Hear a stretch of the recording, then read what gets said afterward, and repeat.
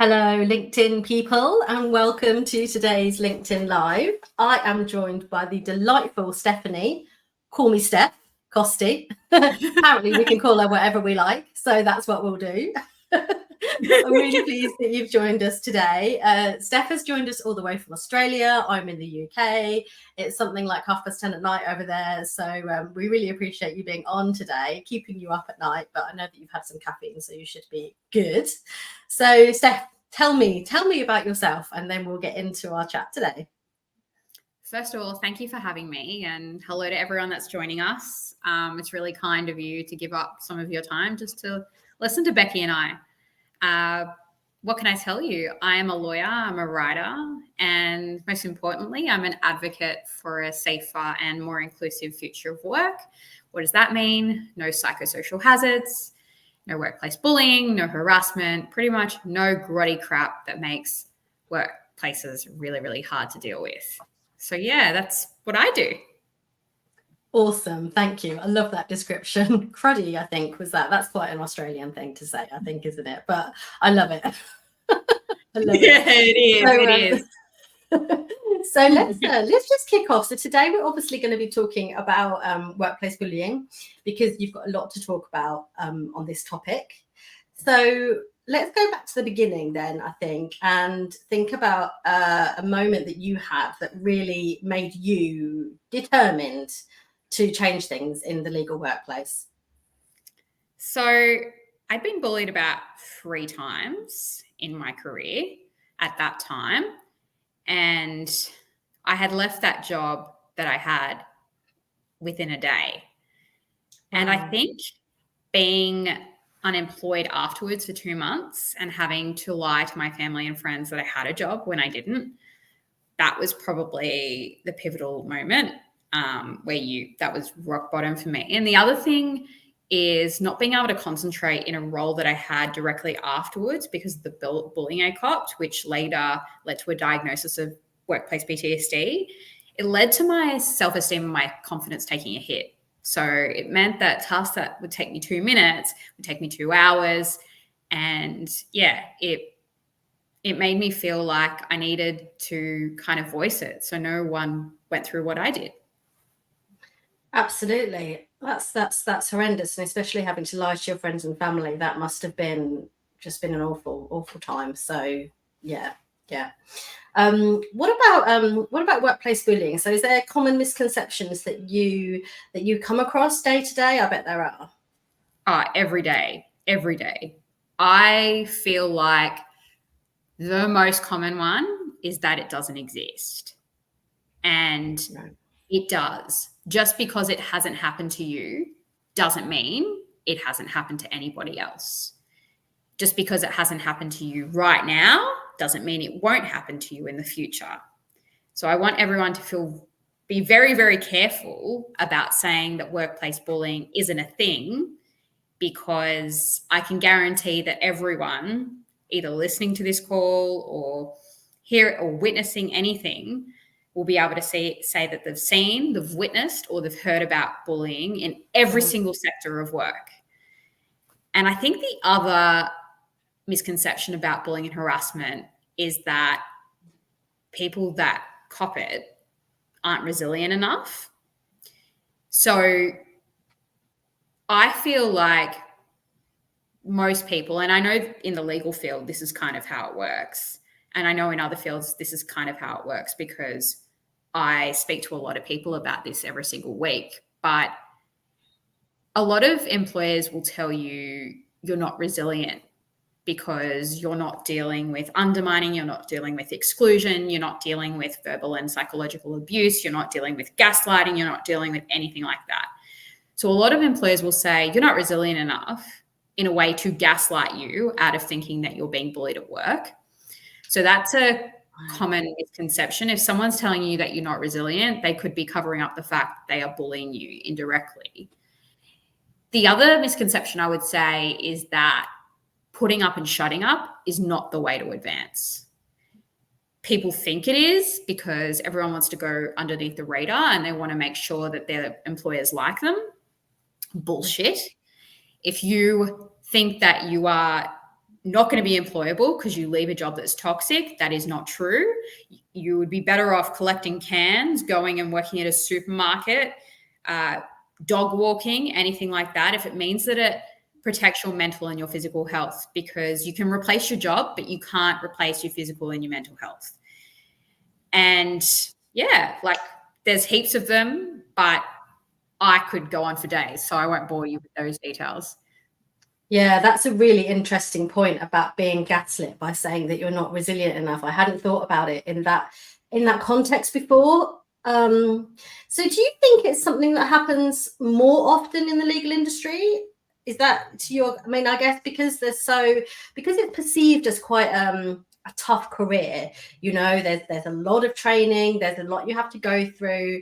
I mean, I would say that I would hope that it isn't just what people think, oh, that's par for the course. I'm training to become a lawyer, so therefore I have to put up with X, Y, and Z. I think it, unfortunately, at this point in time, it is part and parcel of our legal profession. And that's common in Australia, the UK, the US, every country you can think of. The reason why is law is full of type A personalities. We are lauded for the fact that we are smart people, that we have quick wit, that we have sharp tongues, that we are strategic people. And unfortunately, when those tools morph into tools of workplace bullying and humiliation, and people go beyond the line of acceptable, that's when lawyers get into trouble. I think the other reason why it's so rife in our profession is because our profession is largely based on hierarchy. So basically, you have a partner, you have a senior associate, you have an associate, you have a lawyer, you have a paralegal, and then you have a secretary. Yeah. And it means that if you're at the top of the food chain, you're paying the bottom of the food chain to do jobs for you. And if they're not doing them right, because you're paying their salaries, you can bully them however you want. And that's how some people see it. It's not all law firms and it's not all legal workplaces. I work in a legal workplace that is perfectly fine. There are other legal workplaces that actually are good, but there are some toxic ones out there. So the reason why I keep on harping on about workplace bullying is so people that are in those toxic workplaces can realize that they're not alone and there are workplaces that are normal and not toxic. And that will make sure that they not just survive at work, but thrive as well. Yeah, and that's why this conversation is such an important one to have for young legal professionals, because if they're in their first workplace and they don't know any different, then they're probably just like, okay, well, this is obviously just how it is. This is what everybody has to experience. It's almost like a rite of passage. So that's why it's so important that you are out there and putting that message out for sure. So we've had a lovely comment from Sean. So pleased to hear from Stefanie at last. This is obviously somebody that's maybe wanting to speak to you. So that's lovely. Hi, Sean. I know who Sean is. Hi, Sean. Do you? Give him a shout out. Give him a shout out. Let's hear. If you've got any questions, please feel free to pop them in the chat and we will get to you. So we've acknowledged that it happens. Unfortunately, it happens. What can legal firms, workplaces do to actually create these psychological safe environments that we all need to be in? A bunch of things that they currently do not do. Okay. So let's go through it. Go for it. Hit us with it. Yes. It's a zero tolerance approach to bullies, regardless of whether they are a rainmaker or whether they're not. Shouldn't matter whether someone is contributing to your bottom line or whether they are not. If they are bullying or treating someone like absolute garbage, they need to go. And that is the approach that every business should take. They shouldn't put profit over other people's lives. The second thing that I would say people could do is having a mentorship program. So match your junior lawyers or your senior lawyers up with a buddy in the workplace who they don't directly report to, who can be their, comfort manager or something like that, where they can ventilate their concerns and receive feedback and guidance And it kind of alleviates the feelings of overwhelm and things like that, because that person probably knows what their direct line manager or the person that's bullying them is like, and might be able to offer strategies and support moving forward. The other thing I would say is training on bullying and harassment. Now, I've gone into a bunch of workplaces and events and things like that lately, and I have got up and I have been vulnerable about the fact that I've been bullied at multiple law firms and in-house, and that has triggered workplace PTSD in me. Now, having someone like me come in literally voluntarily and say, yeah, this happened to me. It absolutely sucked. It wrecked my life. It led to rock bottom. Having someone like me who's an advocate against all of this stuff that can tell you that she has had, in my entire advocacy, which has been over 6 months now, has had 2 people reach out to her saying that they want to commit suicide. I'm telling you, if you had training like that in legal workplaces or law firms, you wouldn't have the bullshit that you currently have, because people would realize the ramifications of their actions and they would think quickly about how they would affect others. The other thing that I would say is you need to make sure that bullying and harassment training is looked at the same way we look at compliance training and, cybersecurity training. And we all think, cybersecurity training, that should be good because we're going to have hackers. We all think that compliance training is good because we want to protect ourselves legally. Right. Okay. But all right, why do we not have bullying and harassment training or psychosocial hazard training when our lives could literally depend on it?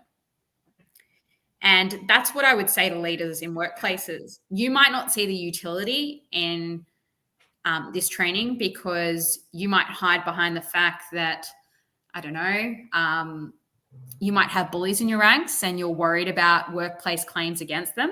But the more you have this training, yes, okay, you could open the floodgates to people instituting fair work claims against you. But if you have I would say if you don't institute this training, you have something to hide. And if you have nothing to hide, if your hands are clean, you don't care who comes knocking. And you don't care who comes to train your staff because you know you have a psychologically safe workplace free of psychosocial hazards. So Absolutely. I think yeah. Wow. There's a lot to take in there. Thank you. And the fact that it doesn't just impact in a minor way on people's mental health, but it actually can be completely destructive is just something that people obviously don't think about, because otherwise they wouldn't do it. And I guess this is something that's been prevalent for such a long time that it's become just a way of working. It's just how they've always led people, and that's why things absolutely need to change. I love the idea of having training as cybersecurity training as just another tick box. That's something else that we must do in the workplace that needs to be addressed. Absolutely. We've had a few comments come through, which is lovely. So Sean, hello Sean again. He has a question, and he's got a question about the billable hour and target setting resulting in bullying activity. So do you have any thoughts? On that at all, Steph? Okay, Sean, I'm sure you've read about billable hours and how it's workplace surveillance. So I feel like, and I say this really close to the camera because I want to get my message really across, I feel like if workplaces need to use workplace surveillance tools like keystrokes, billable hours, mouse tracking, clocking in at a certain time, clocking out at a certain time, time stamping documents, things like that, it's not a method of just, looking at productivity. It's a method of control.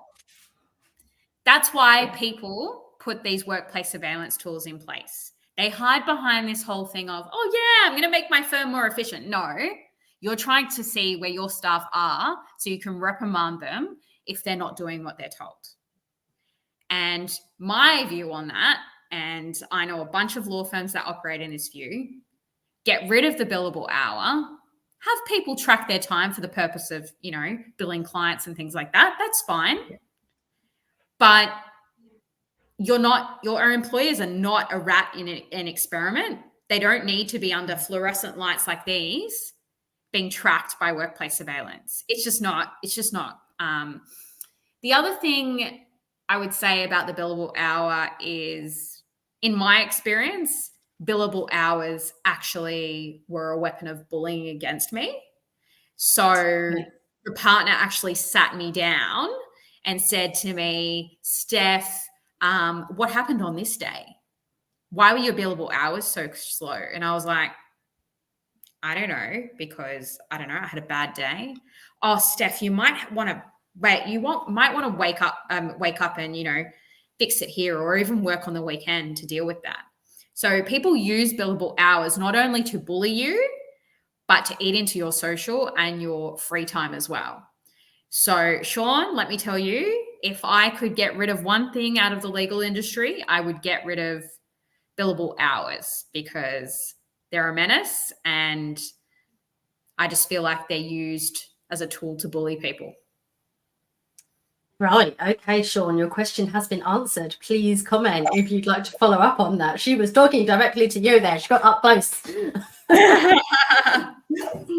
So we've just had a lovely comment just to say that somebody, I don't know who they are because you're just coming up as a LinkedIn user, but joining us from the US. This is a wonderful conversation. So thank you. This is great. I'm in the UK. Steph's in Australia. We've got somebody from America that's listening to us. So very, That's very cool. I know. This is awesome. Sean's come back to us already. He says he totally agrees and he hates the billable hour. If only somebody would write a book about it. Hang on, I have, he says. Very, very cool. So we also have another question, which we'll just go to because this is all relevant stuff as we go. So we have somebody joining from Morocco. Oh, my goodness. Can you believe how global this conversation is going? And the question is this. In your experience, Steph, what are the signs of workplace bullying? Unfortunately, most of the time when you try and address it, it can be just dismissed as teasing and joking, making you feel that you're overly sensitive. So, yeah, what are the signs that you've experienced? Oh, my God. Oh, my God. What are the signs? Well, let me go and say this. Verbal and psychological abuse. When I say verbal, I'm talking throwing phones. I'm talking yelling. I'm talking swearing. I'm talking belittling. I'm talking berating. I'm talking people who literally use their words to treat you like shit. All right. Then I'm talking the subtle tactics. I'm talking gaslighting. I'm talking undermining. I'm talking sabotage. I'm talking exclusion. So someone telling you can't come to an event because it's for the cool kids. I'm talking about sometimes even racist comments that are just thrown around the office. I had a colleague of mine get paid out because, they were a specific religion. Not great. I'm talking discrimination based on your race, gender, or sexual orientation. And it still happens even though there's laws against it. So I'm talking sexual harassment. Everyone knows what that is. I'm talking using billable hours or something of the like, or or workplace surveillance to absolutely bully you and harass you. What else would I say? I think that's really the lot. I'm talking sometimes even, a lack of role clarity can be bullying. And I think sometimes a lack of resources, someone expecting you to do 3 jobs at the same time, that can be used to bully you because they're wanting you to be paid X amount of dollars for doing 3 jobs. So they're effectively getting 3 times what you're worth. So, and I know a lot of people don't classify that as bullying, but to me, I find that you signed up for a role and now you're being bullied to do 3 different roles. I'm sorry, not great. So I hope that works. I mean, and look, I've been in your situation. I've had teasing and joking, and ridicule before. And once, twice, yeah, okay, fair enough. But if it continues to be a joke, I mean, I had some stupid partner continue to call this guy in the office a dummy. And at first it was because he got a legal problem wrong. But then he just kept on using the word, and I'm like, shut up. Like, you're an idiot and you're not overly sensitive. If you think that you're overly sensitive, I want you to reach out to me on LinkedIn every time it's done, and I'll tell you as a third party whether you're being overly sensitive. I always tell junior lawyers or junior folk, if you're worried that you're making a big deal out of nothing, one thing that you should do is make sure that you tell someone that has absolutely no interest in the matter. Mm-hmm. So, for example, you could send me a message on LinkedIn and say, Steph, this happened at work today. Am I being overly sensitive and emotional, or is this bullying and harassment? Because they will give you a third party view. And sometimes the junior lawyers that I speak to don't like what I have to say, because I'm like, yeah, it is constructive feedback. You are being a bit overly emotional and taking it a bit hard. But we all need to step back. And in order to do that, it's nice to kind of bounce off someone else. So I hope that helps, I guess. Definitely. I think when you're too close to the situation, you can't always see it for what it is. So absolutely. So if anyone is in that situation, having those experiences, please reach out to Steph. I'm sure she'd be very happy to give you her opinions on that. And moving on just a little bit, which does relate quite nicely, actually. So Sean, our friend Sean again, has said about psychological safety at work being so important, and lawyers having being able to fail, actually being permitted to fail, especially if you're asking them to try a new practice or skill. So he says when he works with law firms, he requires the CEO to attend the kickoff meeting and tell them that it's okay to fail. It won't be career limiting to be part of a group trying to change the business model. Because at the end of the day, yes, you might be lawyers, you might be extremely smart, but you are humans as well. We can't all be expected to know something immediately. Absolutely. You can't. And no one's perfect. I'm not saying I'm not perfect. Becky's not perfect. And you can't be expected to be perfect, because that's an unrealistic standard, right? Mm-hmm. Yeah, definitely.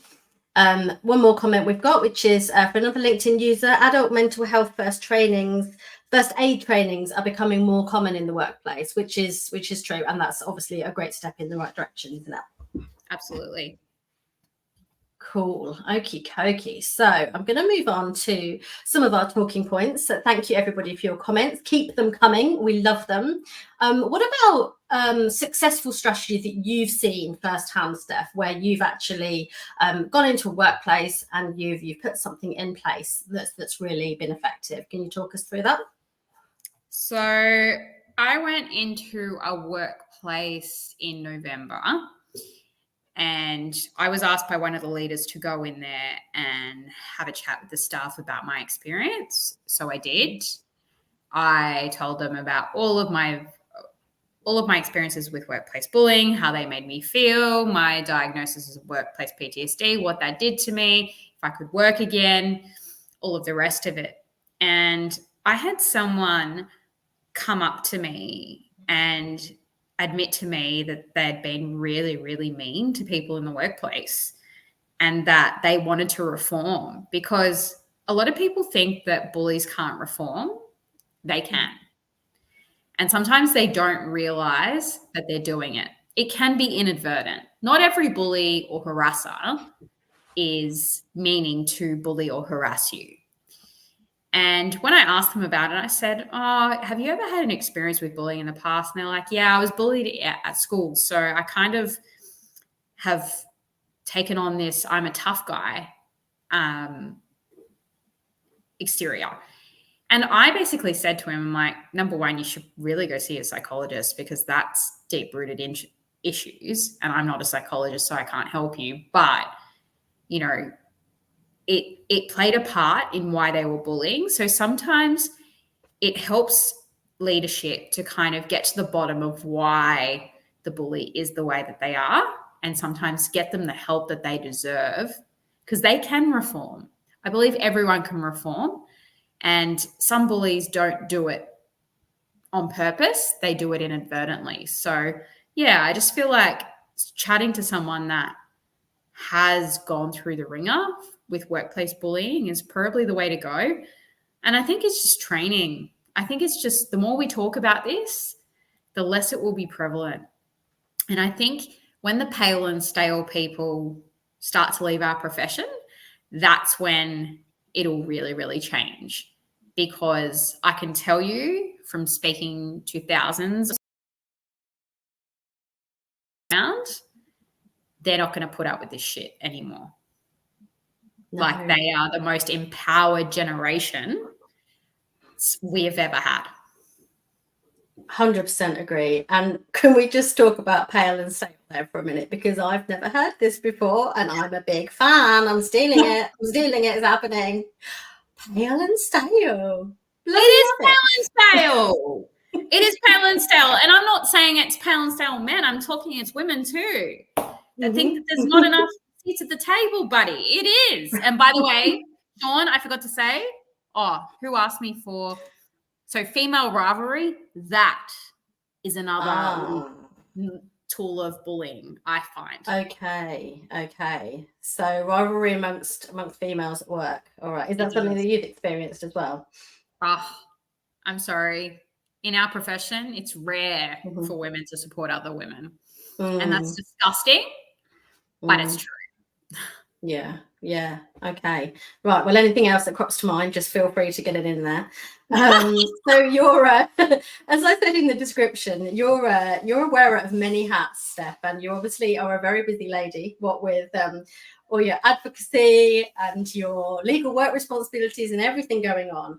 So, so how do you manage the balance between everything that you've got to do? Before I answer that, I just wanted to say a big shout out to Helen Pamley that's just commented in the comment section. She has. Hi, Helen. Incredible. We love you, Helen. She's incredible, and I follow her work, and she's doing some great things. So back to what I was saying. So how do I factor it all in? Well, I spend a lot of my weekends responding to comments and thinking up new content that I can write up on LinkedIn. And the way I kind of do it is on my morning walks or my morning runs, because that's when content comes to my head. Yeah. The other thing I do is I also take annual leave days when I'm asked to speak at an event or workplace. And even though, I'm not being paid for these events at the moment, I just find that, sometimes you don't need to be paid in order to do really, really good work. And it's rewarding enough to see people come up to me at the end of a speech or at the end of an event and say, Steph, you know what? You really validated me. And that's payment enough. The other way I do it is I just feel like I'm constantly writing, or I'm constantly working, or I'm constantly talking to people, because I coach a bunch of people that have been bullied in the workplace. And I feel like it's not really work for me. It's my love and it's my passion. And when people say balance your legal work, I actually find the legal work more arduous than the advocacy. And I'm doing the advocacy for free at the moment. So it's to date, I've done it for free. So it's like, it's not a balancing act when you actually love what you do. I wouldn't say I love being a lawyer, but I really, really love being an advocate, and I really, really love getting up and speaking, and I really, really love getting up and writing, sitting at my computer and writing. So yeah, it is a balance. And you ask my husband, I regularly have my head in LinkedIn and I comment to people and I write personalized comments to people, but that's what being an advocate is. Yes, and your passion comes across so well, and that is so lovely to see, and incredible that you've helped so many people. So we've spoken a little bit about what people should do if they feel like they're in the same situation that you've been a couple of times. And do you have like a number, apart from speaking to somebody, what would you advise somebody to do, or what do you advise people to do when they come to you? Document everything. And people may think I'm a complete idiot by saying that, but document things as they happen. Mhm. Get a diary and write what has transpired in your workplace. Because as time moves forward, your memory will get sketchy. Mhm. And you want to make sure that you remember things correctly. And when people try to gaslight you and say that things didn't really happen, you want to be able to say, you know what? No, they did. And if you ever need to institute a workplace claim against someone, you're going to need facts, you're going to need dates, and you're not going to need particulars about what has happened. And you can't do that if you don't document everything. So if there has been a passive-aggressive email sent to you, I want you to print it off, put it in your handbag, put it in your backpack, and take it home with you. I want you to go buy a diary. I want you to document everything. Do not leave the diary at work. Not a good move. You don't want anyone else to see what this diary says. Leave it at home. Make it hard copy, soft copy. I'm sorry. Computers are lovely. I love them. But they also crash, and you don't want to lose that, especially if you need it. Yes. And the other thing I would say, the advice, I mean, obviously a mentor, which I've already spoken about, but I feel like you need to get yourself some mental help. Mm-hmm. And when I say that, I feel like going and seeing a counselor, we all need to go see a counselor for something in our lives, right? But sometimes a counselor can help you see things a bit differently and see things a bit clearer and see things for what they truly are. And they will be able to say, hey, yes, that's gaslighting, that's undermining, that's whatever. So they may be able to help you get your head mentally there. The other thing I would say is realize that you're not alone. I've been through it countless times.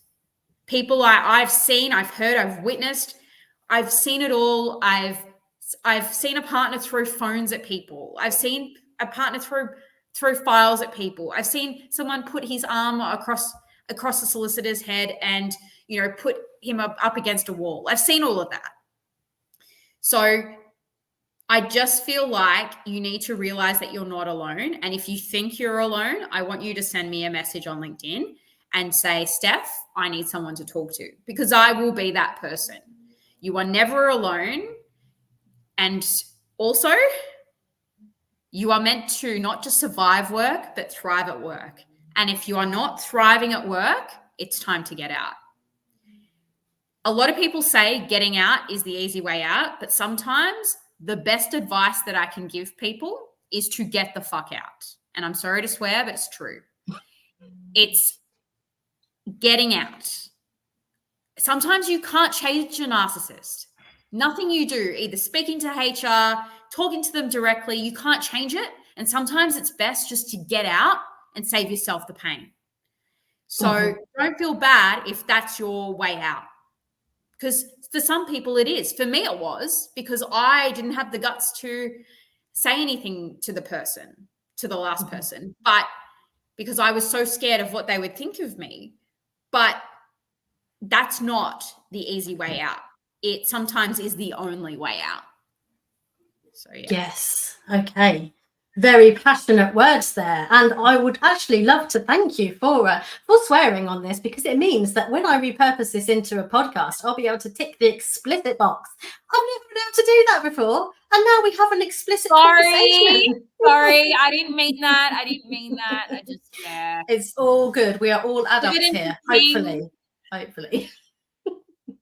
Yeah, no, you are completely right. And just touching a little bit on my personal experience, not about workplace bullying, but about gaslighting and narcissism. I was married to a narcissist for 15 years and I got the hell out because that was the way to go with my children, and thriving ever since. So sometimes you cannot... you're too far in it, you can't see the wood for the trees, you don't know which direction is up sometimes because you're being told one thing and you're thinking another thing. So yeah, great advice there, so thank you. Cool. We've had some more comments come through. So Helen said that she's had a few clients that have gone through this situation, and just going back to that evidence point, evidence is king if things get nasty. There's literally no point in going, oh well, this thing happened, I can't really remember when it was, but somebody wasn't very nice to me. That's not going to get you anywhere. You need to have facts and have it documented all down. And Claire has jumped on our live today. Lovely Claire, thank you for being here. She totally agrees with Helen. She says her worst experiences of bullying at work were always with women bullies. So that is sad but true, it would seem. So I really feel that this is this conversation is just one of many that needs to be had. It needs to be out there. People need to be hearing about it and not hide behind the pale and stale anymore. I'm throwing it out there. Pale and stale. I love to be a trailblazer. Oh, you totally are a trailblazer. Absolutely. And Claire adds a really good point as well. So bullies often do things when there are no witnesses. So that's especially important as well to get all those facts written down. So wow, this conversation has been absolutely mega. If there's any other comments or questions for Steph or for me, you never know, you might have a question for me. Please go ahead and drop them in there.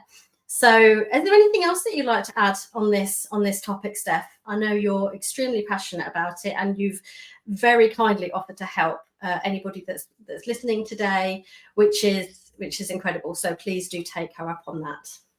I think I just wanted to tell anyone that's being bullied on this call or has been bullied in the past, that experience doesn't define you. And it won't stop you from achieving your dreams. I mean, look at me, right? I shared about my bloody workplace bullying experience, and it has opened up so many doors for me this year. I can't tell you, I was losing faith in my legal career. I never wanted to be I never wanted to be a lawyer. And I have to say, I've been advocating for 6 months, and it has brought me so much joy, because I was vulnerable and I've been bold and I've called things out, and now I'm doing what I was purposed to do. So sometimes you go through things because the universe, God, whatever you believe in, is trying to direct you onto the right path. And without my workplace bullying experience, I wouldn't be talking to you today and advocating for people, and I wouldn't have joined with Becky, and I wouldn't have met Becky. And I feel like everything in this life can be used for good. Absolutely everything. Every bad experience, every success, every triumph, every, bad, crappy experience that you just want to forget and put in the bin and never talk about ever again, it can all be used for good. And just because you think that your experience doesn't matter, it might change someone else's life. So be bold, share it, and always, always, always realize that you should believe in yourself, because regardless of whether that bully treated you like garbage or not, their opinion really doesn't matter. It's what you feel and hear about yourself. Lovely. Thank you. Thank you so much for being here. I really appreciate it. I especially appreciate you staying up late. Oh, Helen, wait. Helen, I wish the TED Talk's happening. Manifest that for me, woman. It needs to happen. The TED Talk must happen. I swear, this time next year, Steph, it's happening. I guarantee it. God, you heard it here first, Helen. If that happens, I'm going to fly over to bloody Europe and take you all on a trip to Ibiza. Oh, wouldn't that be nice? Wouldn't that be good? Oh, so thank you so much, everybody, for tuning in on a very emotive and important conversation today, the start of many to come. So thank you, Steph. Thank you, everybody. And we will catch you soon.